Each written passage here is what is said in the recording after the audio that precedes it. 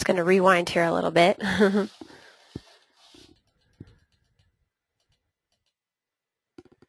All right, so first I just want to thank everybody for joining us. I know this is a really crazy time of year. We wanted to have a quick back-to-school webinar to sort of hit the highlights of the application process. So today we're going to really briefly go over some application basics. After that, we're going to talk about what's new this year. So we have a new updated eligibility manual, and we also have some eligibility date flexibility that's new this year, and we're going to talk about that a little more in depth. We'll talk briefly about verification and the 742 reporting. We'll touch on some basics of direct certification and a new process this year called independent review of applications that applies to a couple of districts. So to talk about some quick basics, we just want to make sure everybody's aware that student status rolls over for 30 operating days from last school year, and that determination benefits must be made, the family must be notified, and the benefit status has to be implemented within 10 operating days of receiving the application. And in order to show compliance with this timeline, it's critical that date stamp applications, when they come in, to show you've met that 10-day deadline. You must also notify households of the outcome of their application, and this applies both to households that are receiving benefits or approved for benefits and those who are denied benefits. And there's a template letter attached to the USDA application template. So you can just use that basic information that meets all the requirements, just adding your own district letterhead and the correct address to the household. And I've supplied the link here to access that. We'll also be sending these slides out after the webinar, so you can just copy and paste that URL into your browser to access that information.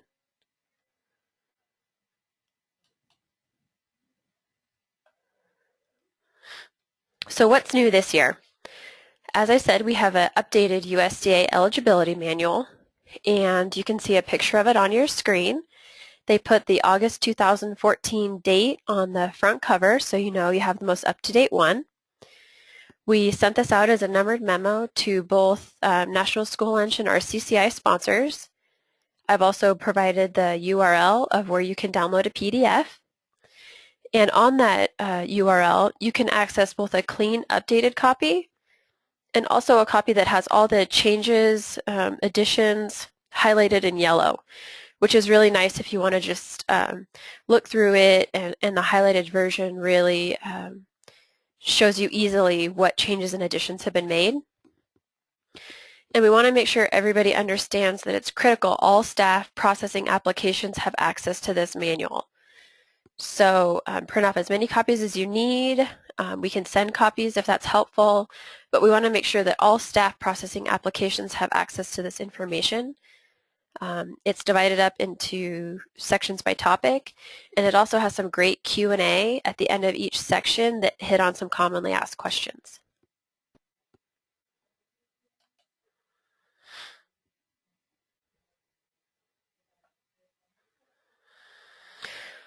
So within that eligibility manual, there's a couple updates, and one is there's some additional language added about confirming other source categorically eligible prior to certification of free meals. And that applies to the homeless, migrant, and runaway. So you'll want to be sure and reach out to your homeless coordinator and make sure you've established a plan for transmitting this information.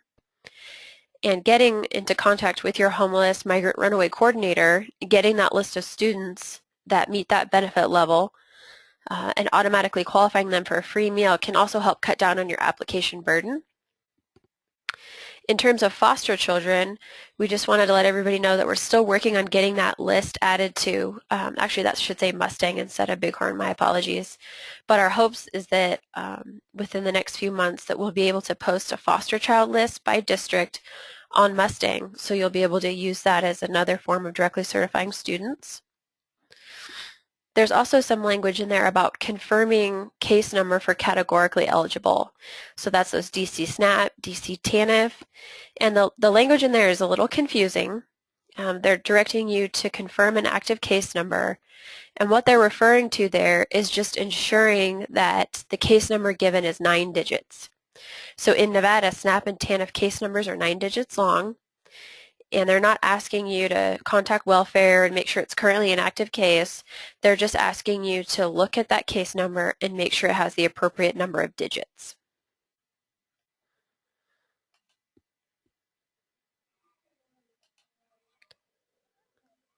There's also a revised civil rights statement, and it needs to be included on the information letter attached to the application.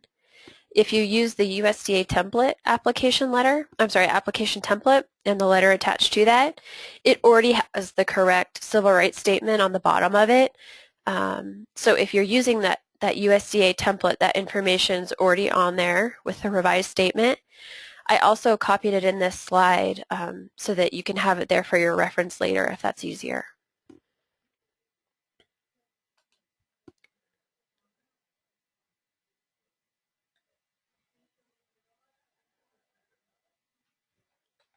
Another big change this year is that districts now have some flexibility on the effective date of a student's benefit status. And there's a couple things that are really important to remember if you choose to exercise this option. The first is that it has to be exercised consistently. So flexibility with the eligibility date has to apply to all students that fit within that particular situation. It can't just be applied to certain students. You must use a date stamp to document when applications are received. And I just wanted to also add that you should be doing this anyway, but this is especially important if you're exercising that flexibility. You must refund any money paid on behalf of the student from the eligibility date going forward. So on the next slide, we'll talk about timeline and what that looks like for exercising this option. But know that students who had an eligibility date that was pushed up based on the latitude you're allowed to take, that any monies paid by that student have to be returned back to them if those meals are claimed at the elevated benefit status. You also need to notify the state agency if you're electing to implement this flexibility, and you can do so by writing a letter and attaching that to an email.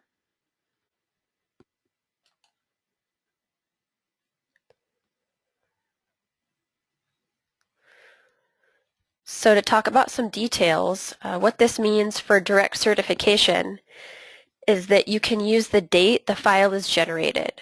So for the DC list that's posted on Mustang, you can use the first of the month of that file name as the eligibility date. So if that's the August file, that benefit status can be effective August 1st.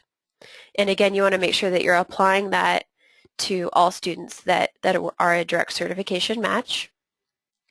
For paper applications, you can use the date the application was received.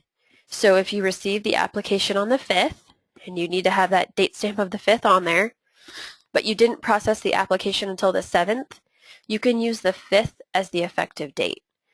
And again, having that date stamp on there is critical to showing that you are in compliance and applying that to everyone equally.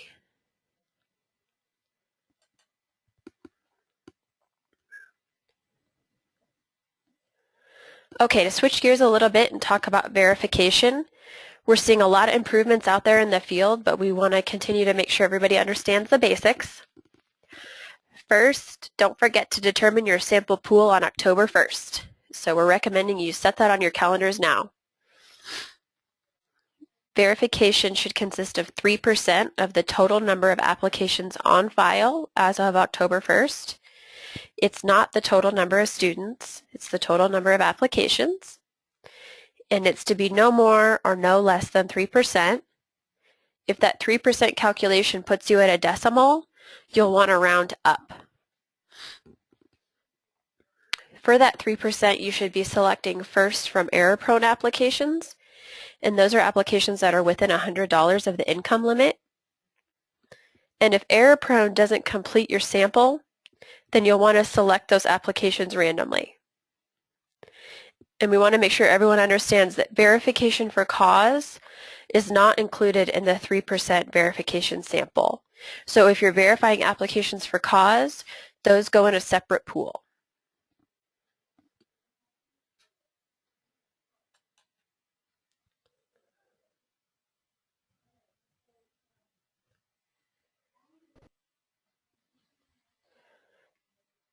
A little more information on verification in the 742 reporting. Districts will still need to report DC SNAP and DC other matches on the 742 report. That was new last year, and everybody did a great job incorporating that additional data into their 742 report. Just as a quick reminder, on the DC list, if there's an A under the program column, that child is a TANF, which would be a DC other. All other entries on the Mustang DC list are SNAP. So that's an F under the program column, an FB, anything other than an A. And you want to also include your FDPIR if you have a list available to you. Homeless, migrant, runaway, those all fall into the DC other category. In the past, we've been able to have folks do their 742 reporting online through that online verification system. Because of the addition of adding reporting DC SNAP and DC other, we had to go to a paper system last year. We're actively working with our IT folks to try to get an updated online system working. We hope to have that by December 1st, but we just want to make sure folks understand that whether it's online or paper, the 742 will be due to NDA on February 1, as it has been in the past. You can turn those in early, and we highly suggest that once you've collected all that information to go ahead and turn that form into us. And we'll be including a form when we send out the slides after the webinar. And if you haven't completed the form before, we strongly encourage you to review the information that's needed to be collected prior to starting verification so that you understand what data you'll have to be collecting for that process.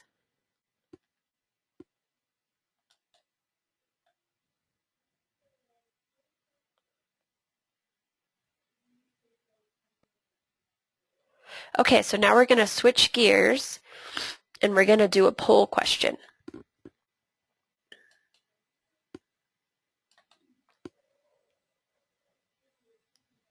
So our poll question is, have you already done your first direct certification match? And there's no repercussions. We won't be checking who answered what here. We just sort of want to see where folks are at.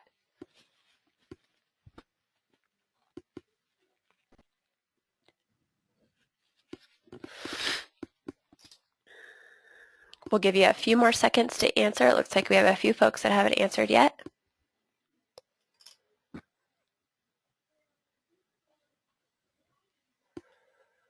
All right, we'll go ahead and close this poll and share the results. So almost everybody, 70% of folks have already done their first DC match. That's great. 30% of you are still working on it. For those folks that haven't gotten to that yet, please contact me if you need any assistance in pulling down your list off of Mustang. All right, we'll go ahead and go back to our webinar slides.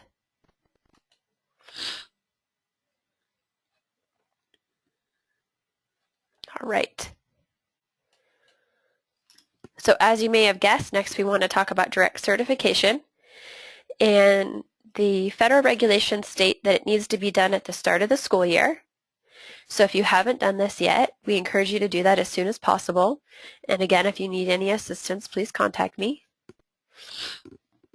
The federal requirement is that it must be done at least 3 times a year, and that's at the start of the school year, midway, and then once more in the early spring. And really, regulations aside, direct certification matches can significantly reduce your application burden. So doing that direct cert match early, before the start of the school year, and getting those letters out to parents letting them know they don't need to fill out an application can really reduce the paperwork burden on your end. It also determines community eligibility, provision eligibility. So the opportunity to participate in that program, which also significantly reduces your application burden, is dependent upon your direct certification match. We also want to remind folks that eligibility, once a student's found to be a match on the direct certification list, extends to all of the members of the household. And a paper application submitted may provide information on other household members, but you can also use other school records to determine household members.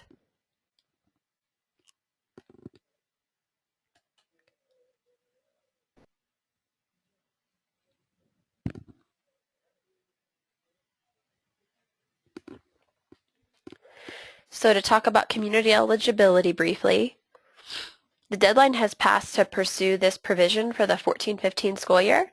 We have 3 districts that are participating this year, which is great. But next year it'll still be available to folks, so USDA isn't doing away with that. You'll have an opportunity next year to participate if you want to. And we also want to let folks know that annual reporting of the direct certification match percentage by school will be required annually.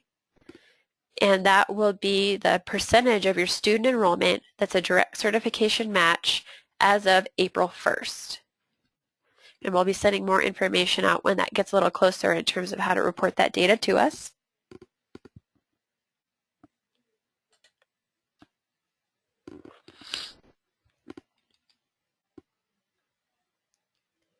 All right, we're going to do another poll question.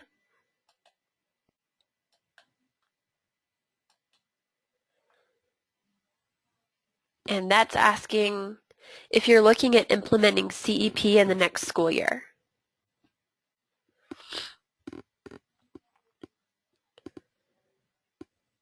And please excuse my sniffles, my allergies are really bad today. All right, it looks like about half have said no, 30% are maybe, and 20% are yes. So that's really encouraging. We'll go ahead and close this poll.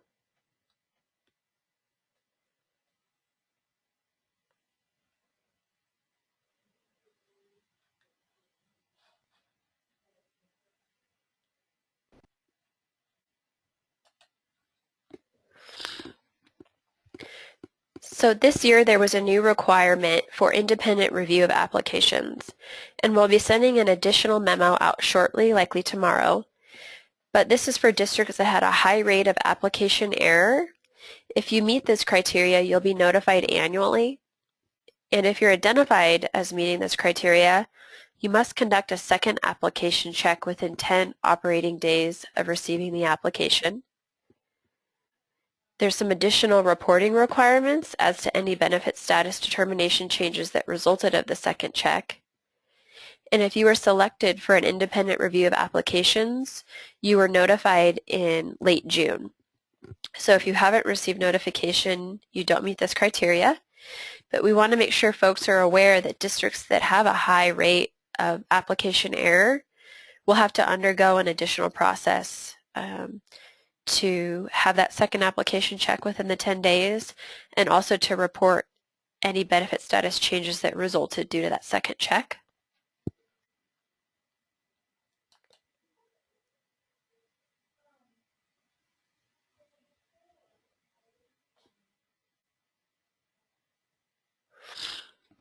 We wanted to hit 2 frequently asked questions, and then we can open it up to any additional questions folks have.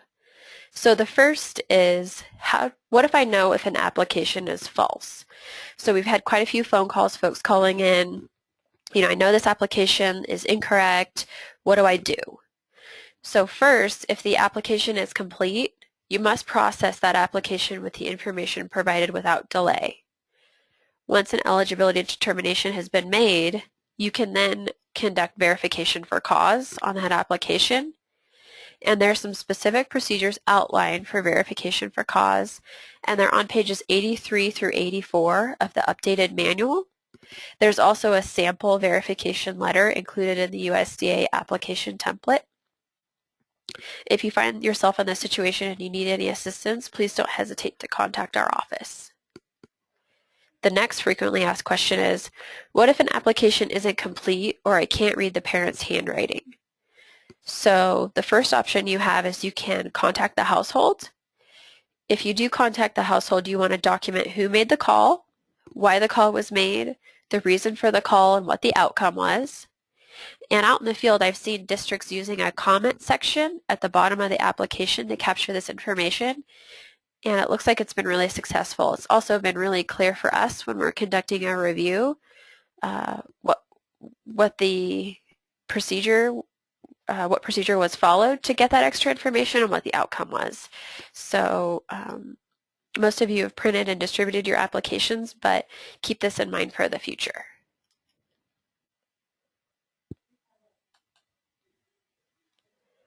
All right, we'll go ahead and wrap the webinar up. If folks have any questions, please raise your hand within the webinar, or you can type it in the question box and we can read that and answer your question. And again, I want to thank everybody for joining me. I know this is a really crazy time of year for folks.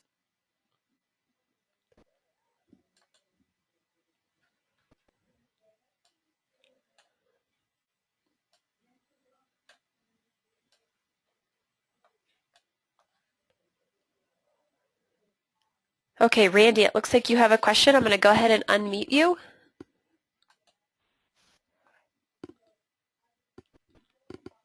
So Randy, if you can hear me, go ahead and ask your question. If you don't have a microphone, you can also type it into the question box.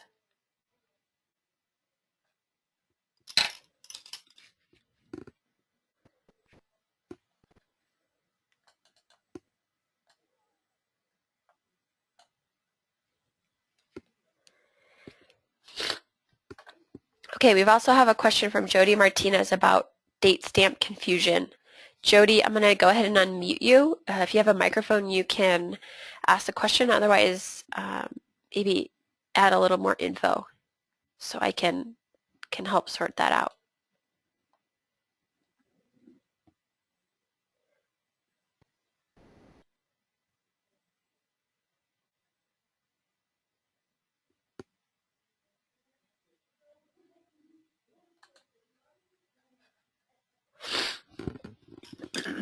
So I'll just go ahead and try to answer the date stamp question. What we're referring to there is just a simple date stamp so that we can see on the application when that application was received by the office. So when you have that date stamp on there, we see, okay, that application came in by the 1st, and then we'd just be checking to make sure that it was processed by the 10th.